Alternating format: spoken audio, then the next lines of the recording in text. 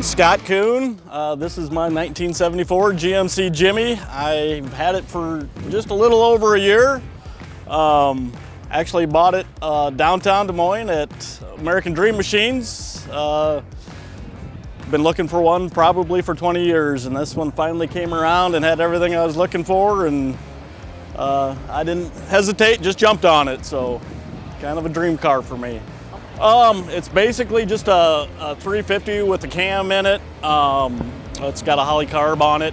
Nothing too radical underneath, but it is nicely detailed. Other than that, it's fairly stock. Obviously, it's been lifted about 4 inches.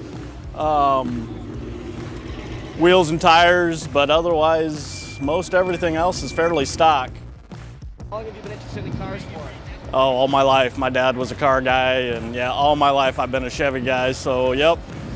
Dream come true? Dream come true, for sure, yes.